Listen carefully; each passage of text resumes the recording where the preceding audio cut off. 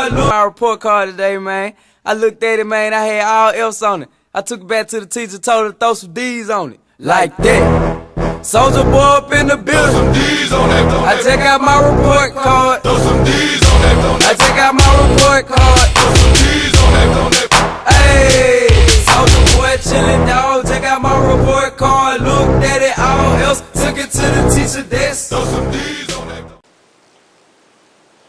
What's going on, YouTube? This is Madden. Hey guys, we are closing in on the last few days before the release of Madden 12, which is August the 30th. And I just want to make some last remarks about the demo that we have here, the Madden 12 demo, final review of it.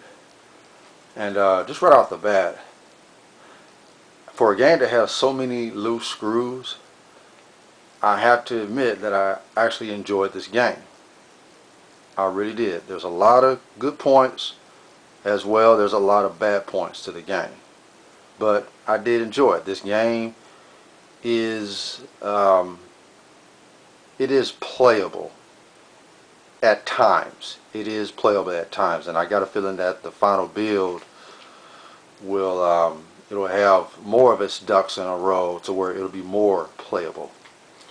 And I guess we'll see when the final build does come out.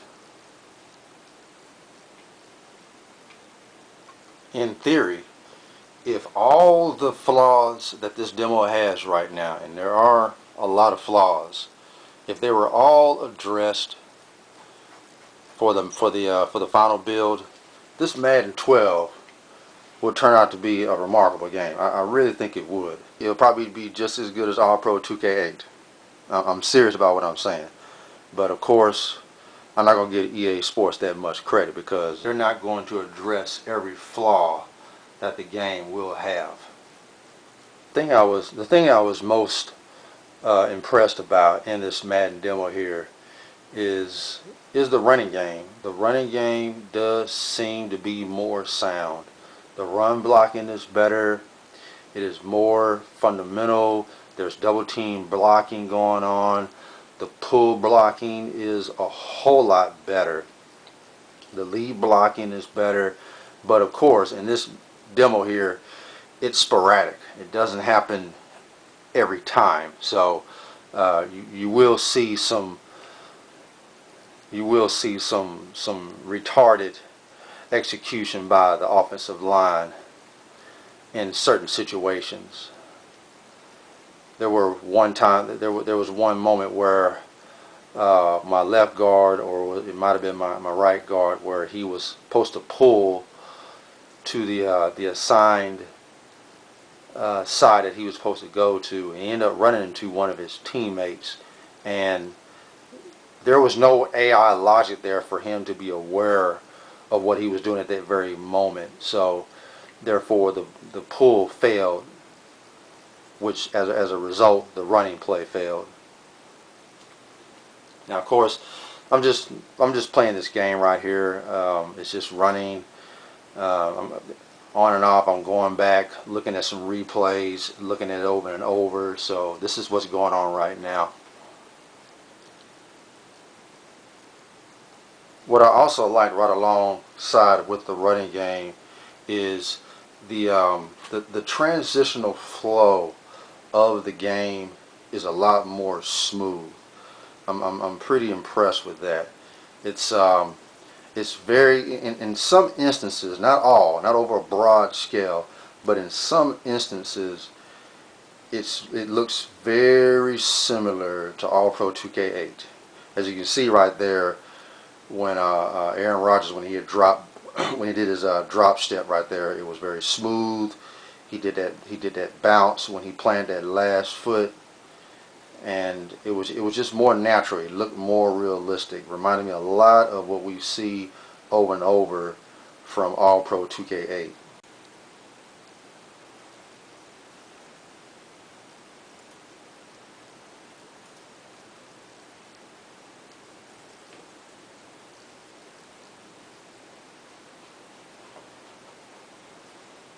It's very similar to All-Pro 2K8.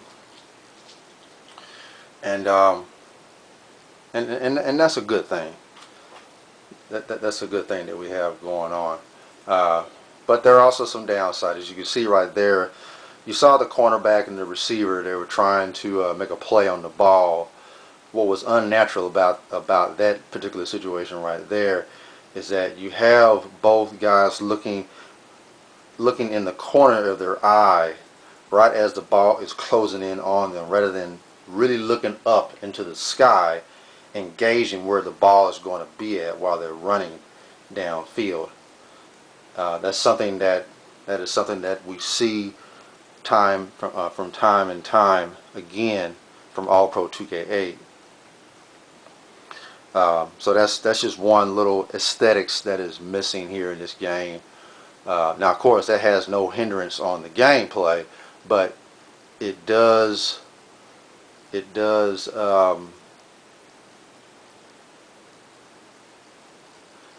make it look unnatural.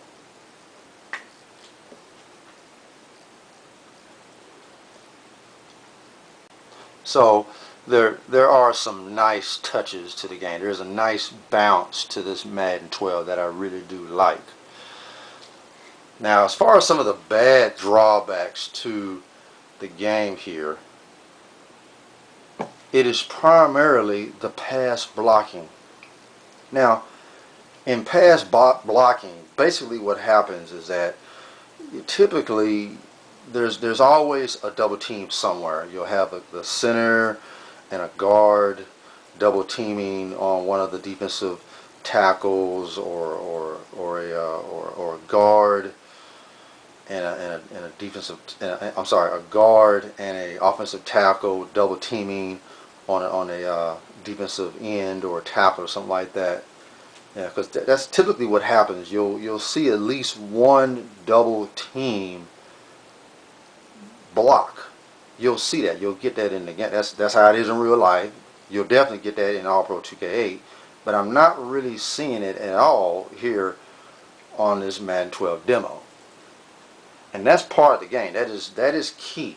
All right, because if there's no double team blocking from the offensive line, then your offense, your quarterback is more susceptible to getting sacked.